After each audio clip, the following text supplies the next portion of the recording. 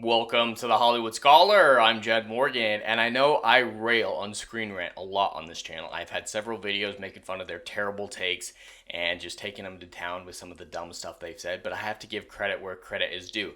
Now, I would disagree that Vision's absence in Doctor Strange 2 is its greatest sin, but it is pretty high up there. I personally believe that the moral corruption that is displayed by all the characters within it is the bigger problem. None of them seem to know what is right or wrong anymore, and that's kind of concerning in a superhero product. That's what I think is the biggest problem with Doctor Strange 2. But Vision's absence is a big one because this is very much a sequel to WandaVision more than anything else.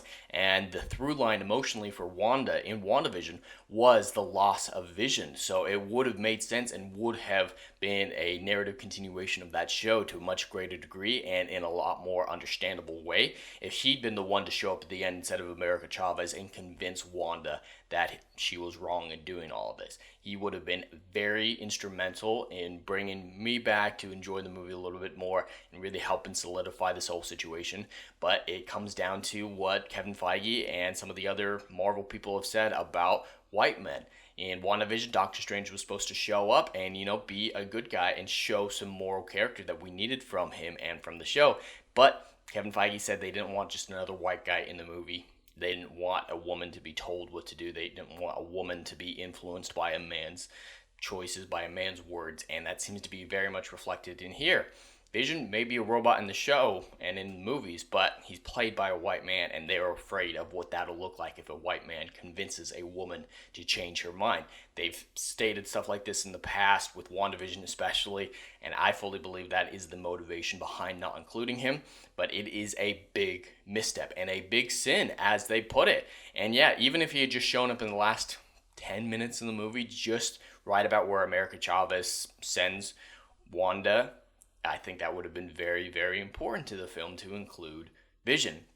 But Marvel is going to continue to make the mistakes that they always do. Marvel is continually going to, make choices based on politics and then just be bad writers to begin with and make terrible story narrative decisions no matter what it seems like, whether or not it's founded in identity politics or not. They're just hiring people who aren't talented anymore, and that's going to be the biggest problem with the MCU going forward, even more so than the wokeness in my opinion. It's just the writing is taken such a deep dive that it's almost unrecoverable, and it'll take a long time to repair a lot of the damage that has been done in the last few movies and the last few TV shows.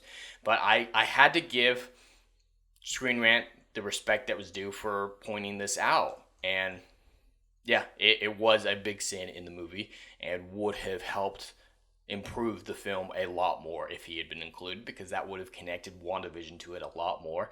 But she just forgot about Vision, even though she kidnapped and enslaved thousands of people for weeks on end because of Vision and WandaVision. But now, well, I don't even remember him. I've got my fantasy kids that I knew for a day.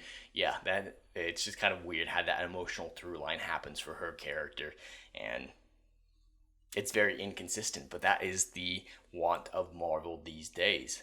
But anyway, that's all I have for today. I'd love to hear your thoughts in the comments below. Please like and subscribe, and we'll see you in the next video. Anon.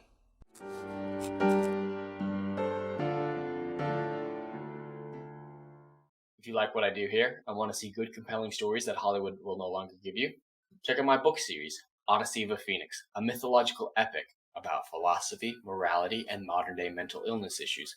Books 1, Down in Flames, and Book 2, Apocalypse Then, currently on sale. Book 3, Kill the Dark, coming soon.